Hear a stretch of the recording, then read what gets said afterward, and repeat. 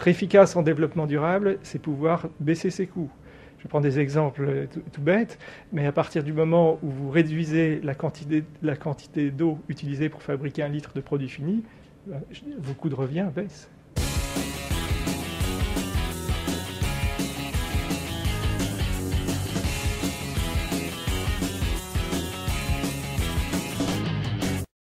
Alors, la mission d'entreprise de Coca-Cola Entreprises, c'est d'être la meilleure société, la meilleure entreprise de distribution de boissons sans alcool.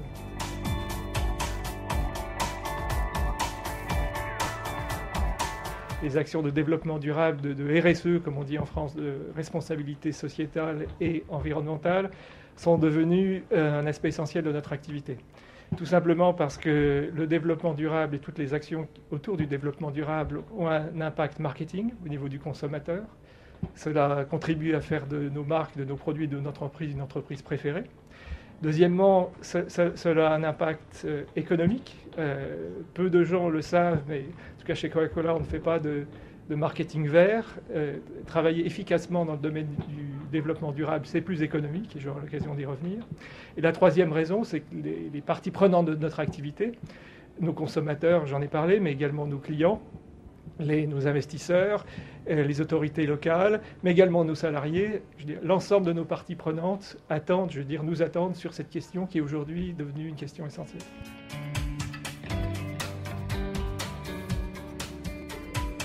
Il faut savoir que chez Coca-Cola, au niveau mondial, on utilise aujourd'hui en moyenne un peu plus de 2,50 litres d'eau pour fabriquer 1 litre de produit fini. Coca-Cola Entreprises, qui est l'entreprise que je représente, est beaucoup plus performante que cela déjà aujourd'hui. Au niveau du groupe, nous sommes à 1,77 litres. Et on a la chance d'avoir à Dunkerque une usine qui est une des plus performantes au monde, qui a réussi à descendre à 1,27. Donc on se rapproche de ce chiffre magique, je dirais d'une certaine manière, de 1 litre pour 1 litre, et on y arrivera avec de l'innovation technologique. Le domaine de packaging où on doit encore progresser, ce sont les bouteilles plastiques, qui sont plus difficiles à traiter parce que ce sont des processus plus sensibles. Vous imaginez qu'on ne peut pas réutiliser du plastique usagé dans n'importe quelle condition. Donc là, aujourd'hui, nous sommes, je dirais, au départ, on utilise 5% aujourd'hui en France, je vous donne avec les chiffres français, de plastique recyclé dans la fabrication de nos bouteilles. Et notre vision, c'est d'arriver à 25% en 2010.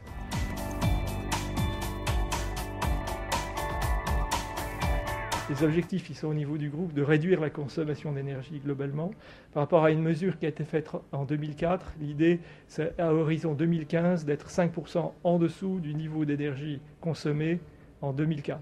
Donc un chiffre significatif. Il faut savoir qu'en Europe et en France, toutes nos usines sont certifiées ISO 14001. Je ne vais pas rentrer trop dans le détail, mais c'est la certification la plus poussée, je dirais, sur la question des économies d'énergie. Nous avons initié des partenariats pour réduire les kilomètres inutiles.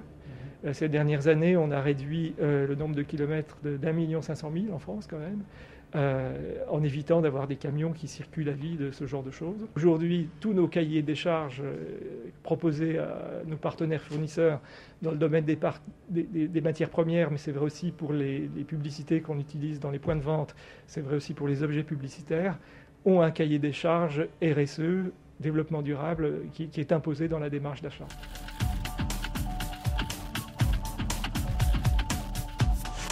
Nous ne sommes pas dans ce qu'on appelle le marketing vert, c'est-à-dire dans le phénomène de mode. Tous les exemples que je vous ai donnés aujourd'hui sont des exemples quantifiés, mesurés, et sur lesquels on communique d'ailleurs de façon relativement récente, parce que nos parties prenantes nous le demandent, mais avant on ne le faisait pas. Donc c'est pour ça que le développement durable, non seulement une entreprise comme Coca-Cola, par rapport à son image, je dirais, est complètement engagée dans cette démarche, et ce n'est pas quelque chose qui date d'aujourd'hui, mais c'est également un critère d'efficacité et de performance qui est indispensable.